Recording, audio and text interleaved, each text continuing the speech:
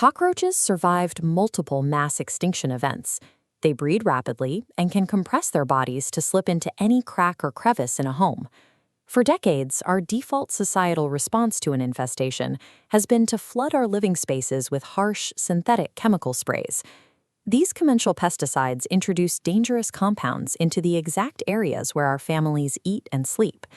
At the same time, cockroaches reproduce so quickly that they continuously evolve metabolic resistance to the poisons we use against them. Trying to out-chemistry a creature that has successfully adapted to a hostile planet for over 300 million years is a losing battle.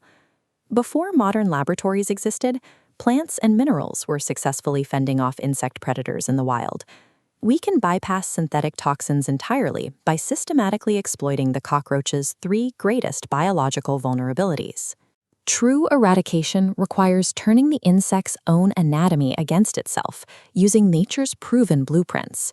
The first vulnerability is the cockroach's waxy outer cuticle. This layer acts as a biological suit of armor designed to lock in moisture and keep the insect hydrated and alive. The natural countermeasure to this armor is food-grade diatomaceous earth, often abbreviated as D. D is composed of the fossilized silica-rich remains of single-celled aquatic algae, known as diatoms. To a human hand, this substance feels like a soft powder, but at a microscopic level, it forms a landscape of rigid, razor-sharp shards.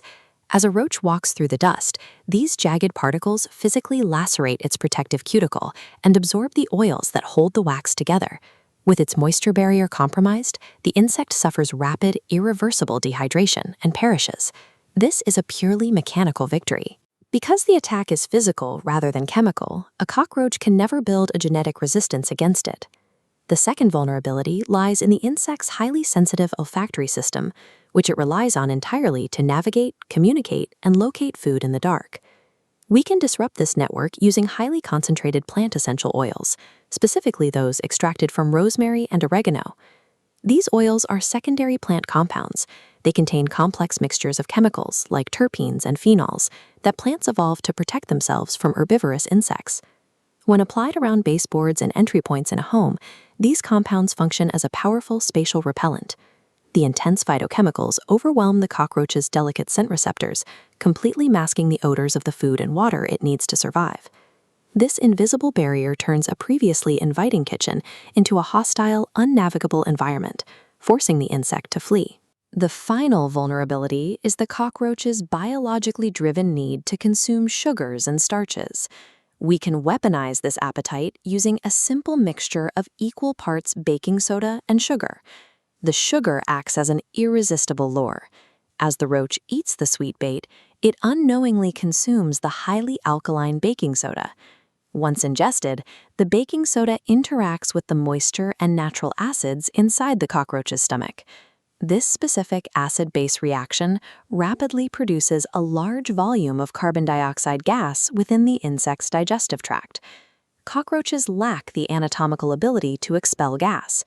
The internal pressure builds steadily until it fatally ruptures their organs. This strategy turns the roach's sugar drive and its own stomach chemistry into the very tools that end its life.